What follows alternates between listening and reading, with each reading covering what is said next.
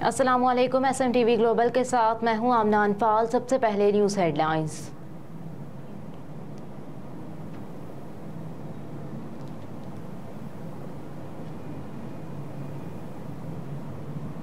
दुनिया में क़याम अमन के लिए पाकिस्तान ने भरपूर किरदार अदा किया है।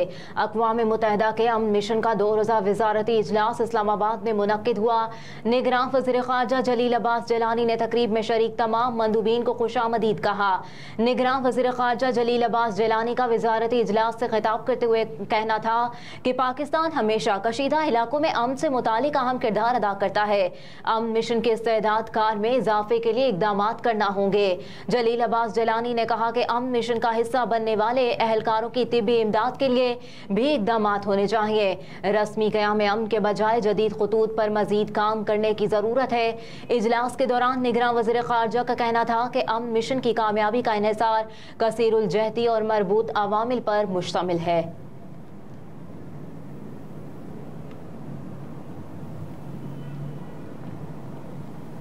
हलीम आदिल शेख की रिहाई और जिस्मानी रिमांड की इस्तदा पर फैसला महफूज कर लिया गया।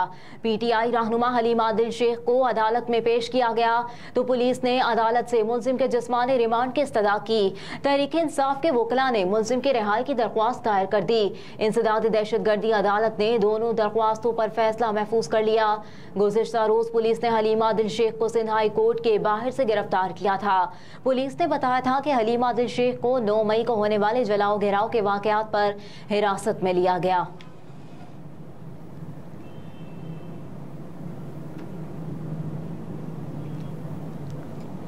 चेयरमैन तहरीक इंसाफ ने जमानत मंसूख करने का इकदाम चैलेंज कर दिया। दरख्वास्तों में इंसदाद दहशतगर्दी अदालत के जज, थाना गुलबर्ग और थाना सरवर रोड पुलिस को फरीक बनाया गया है। चेयरमैन तहरीक इंसाफ की जानिब से दायर दरख्वास्त में मौक़िफ़ इख्तियार किया गया है कि वो मुसलसल इंसदाद दहशतगर्दी अदालत में पेश होते रहे। इस दौरान ट्रायल कोर्ट ने दरख्वास्त गुजार को तोशाखाना केस में सजा सुना दी। दरख्वास्त के मतन में मजीद कहा गया कि पुलिस ने साबिक वज़ीर आज़म को गिरफ्तार करके अटक जेल मुंतकिल कर दिया, जहां से वो जेल में होने की बिना पर इंसदाद दहशतगर्दी अदालत में पेश न हुए। दरख्वास्त के मुताबिक ट्रायल कोर्ट ने अदम पैरवी पर चेयरमैन तहरीक इंसाफ की ली गई जमानतों को मुस्तरद कर दिया। चेयरमैन तहरीक इंसाफ की जानिब से इस्तदा की गई कि ट्रायल कोर्ट का जमानतों को कैंसिल करने का 11 अगस्त का फैसला कलअदम करार दिया जाए।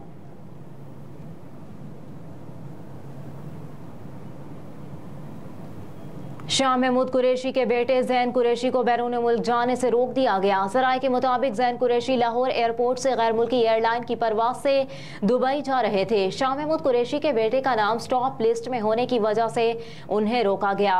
जैन कुरैशी को एयरपोर्ट पर 6 घंटे पूछगछ के बाद वापस भेज दिया गया। ज़राए का कहना है कि जैन कुरैशी 9 मई के वाक़यात में दर्ज मुकदमात में मुल्तान पुलिस को मतलूब है।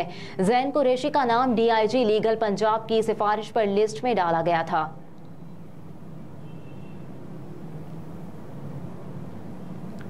49 करोड़ करप्शन वाले का नैब से बचकर आज़ाद हो जाना संजीदा मामला है। चीफ जस्टिस पाकिस्तान की सरबराही में सुप्रीम कोर्ट के 3 रुकनी बेंच ने नैब तरामीम के खिलाफ केस की समाअत की। एडवोकेट मखदूम अली खान ने दलाइल दिए कि नैब तरामीम के माजी के तलाक से मुतालिक सवाल किया गया था। कानून साजी के माजी के तलाक की आइन में कोई ममानियत नहीं है। खुद चीफ जस्टिस मुनीब ने हाई कोर्ट में अपने फैसले में करार दिया कि माजी से तलाक होने वाले कवानीन कलअदम नहीं करार दिए जा सकते। चीफ जस्टिस पाकिस्तान ने इस्तफसार किया कि एमनेस्टी स्कीम को नैब ऑर्डिनेंस से इस्तिस्ना क्यों दिया गया। बेनामी दार से मुतालिक नैब तरामीम पर दलाइल दे। बेनामी दार रेफरेंसेस में बुनियादी केस आमदन से जायद असासजात का था।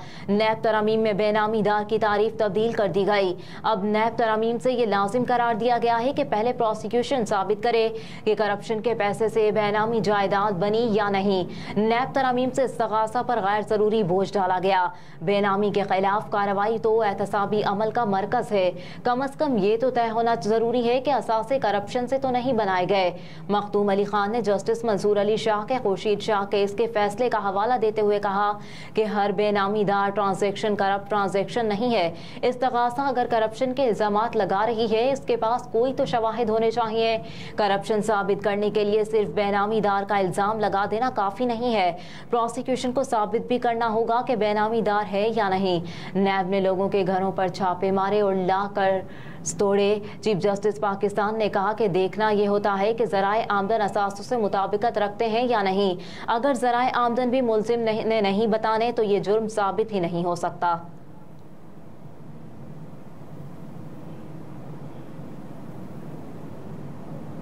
सरबराह अवामी मुस्लिम लीग और साबिक वफाकी वज़ीर दाखिला शेख रशीद अहमद ने कहा कि मुल्क सिविल नाफरमानी की तरफ बढ़ रहा है। इलेक्शन कब होंगे अभी तक कोई नहीं जानता। समाजी राब्ते की वेबसाइट एक्स पर शेख रशीद ने कहा कि 13 जमातें जो मुल्क की मुआशी मसाइल के समंदर में डबो कर गई हैं, वो भी अब मगरमच्छ के आंसू रोकर एहतजाज का हिस्सा बनने की कोशिश कर रही हैं।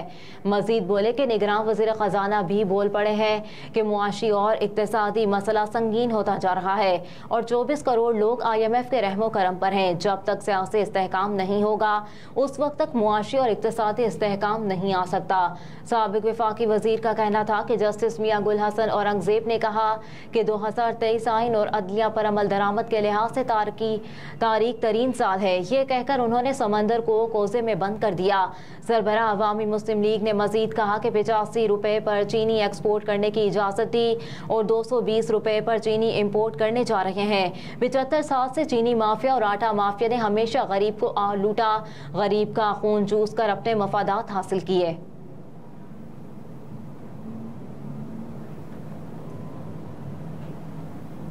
सतलज के सैलाब की तबाहकारियां, मजीद सैकड़ों आबादियां डूब गईं, जमीनी राब्ता मुनक़ता हो गया। दर है सतलज में बोका पतन के मकाम पर दरमियाने दर्जे का सैलाब अभी भी जारी है। जिला बहावलनगर में सैलाबी रैले की तबाहकारियां जारी, जिससे 1 लाख से जायद अफराद मुतासर हो चुके। पानी के तेज बहाव की वजह से मुतादिद हिफाजती बंद और सड़कें टूट गईं। दर्जनों आबादियां पानी की लपेट में आ गईं। चारों अतराफ पानी ही पानी मौजूद। 100 से जायद आबादियों के जमीनी रास्ते अभी तक मुनक़ता हैं। हजारों एकड़ पर फसलें ज़ेर-ए-आब आ गईं। सैलाबी पानी रिहायशी डेरों, मकानों में दाखिल हो गया। दरमियानी बैलेट के स्कूल में भी बंद हैं, जबकि बिजली सप्लाई का निज़ाम भी शदीद मुतासिर हुआ। रेस्क्यू 1122 की टीमें अहले इलाका के साथ मिलकर इमदादी कार्रवाइयों में मसरूफ हैं।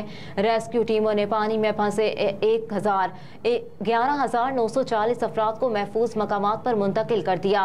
इंतजामिया की जानिब से मुतासरीन को 30 फ्लड रिलीफ कैंप्स पर सहूलियात फराहम की जा रही हैं। उधर नकल मकानी करने वाले अफराद शदीद मुश्किलात से दो चार है। मुतासरीन के लिए खुराक की शदीद किल्लत, जानवरों के लिए भी चारा दस्तयाब नहीं। मुतासरीन की बड़ी तादाद खुले आसमान तले हुकूमती रिलीफ की मुंतज़िर। दूसरी जानिब रामपुर पुल के करीब नहर में 50 फीट चौड़ा शगाफ पड़ गया।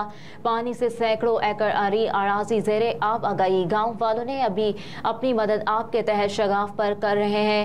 बार बार कॉल करने के बावजूद जिले इंतजामिया का अमला ना पहुंचा। खेतों में पानी दाखिल होने से फसलों को शदीद नुकसान पहुंचा।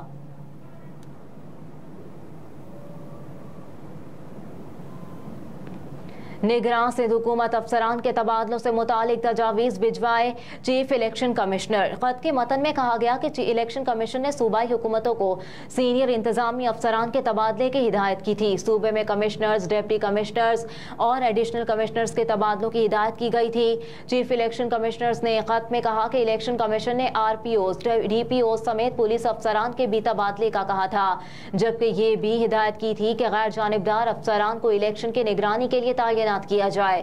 खत में चीफ इलेक्शन कमिश्नर का कहना था कि निगरान सिंध हुकूमत की जानिब से इलेक्शन कमीशन को इस जमन में कोई तजावीज़ नहीं मिली। इस जमन में सिंध के निगरान हुकूमत की तैयारी नजर न आना काबिल अफसोस है। उन्होंने कहा कि निगरान सिंध हुकूमत अफसरान के तबादलों से मुतालिक 1 हफ्ते में तजावीज़ इलेक्शन कमीशन को मंजूरी के लिए भिजवाए। इलेक्शन कमीशन इंतखाबात के लिए DROs, ROs, AROs की तकर्रुरी के इक़दाम करेगा।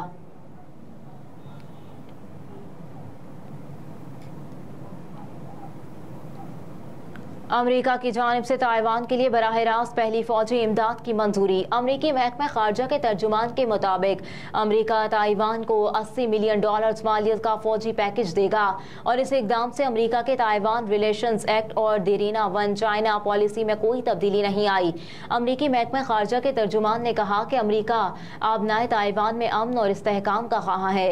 अमरीकी महकमा खारजा के तर्जुमान के मुताबिक आबनाए ताइवान में अमन और इस्तेहकाम, इलाकाई और आलमी सलामती तरक्की और खुशहाली के लिए अहम है। इस हवाले से ताइवान की वजारत दिफा ने कहा कि अमरीकी इमदाद इलाकाई अमन और इस्तेहकाम में मददगार साबित होगी।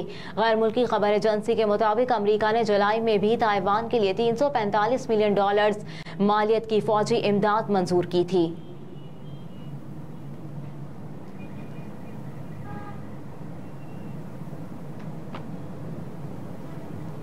पीएसओ का माली बहरान शदीद, कंपनीज रिफाइनरीज के अरबों रुपए की मकरूज। जराए पीएसओ का कहना है कि Pakistan state oil company refineries की अरबों रुपए की मकरूज है। पीएसओ का सर्कुलर डेट 740 अरब रुपए तक पहुंच गया। लेटर ऑफ क्रेडिट बचाने के 154 अरब रुपए दरकार है। जराए का कहना है कि पीएसओ ने रिफाइनरीज के 190 अरब 54 करोड़ रुपए अदा करने हैं। पाक अरब रिफाइनरीज लिमिटेड की 18 अरब रुपए से जायद की मकरूज है। पाकिस्तान स्टेट ऑयल कंपनी की तेल दरामद का लेटर ऑफ क्रेडिट डिफॉल्ट होने का खदशा है। पीएसओ जराये के मुताबिक कंपनी ने नेशनल रिफाइनरी लिमिटेड के 3 अरब 98 करोड़, अटक रिफाइनरी लिमिटेड के 4 अरब 87 करोड़ और ENR के 31 करोड़ रुपए अदा करने हैं। जराये का कहना है कि लेटर ऑफ क्रेडिट डिफॉल्ट होने से बचाने के लिए पीएसओ ने वजारत खजाना से रुजू किया है, जिसमें कहा गया है कि पीएसओ को फौरी फंड्स फराहम किए जाएं, वरना लेटर ऑफ क्रेडिट डिफॉल्ट कर जाएगा। लेटर ऑफ क्रेडिट डिफॉल्ट कर गया तो तेल की दरामद में तातुल आ सकता है। हेडलाइंस आपने जानी। न्यूज़ स्टूडियो से फिल वक्त इतना ही। आप देखते रहिए SMTV ग्लोबल।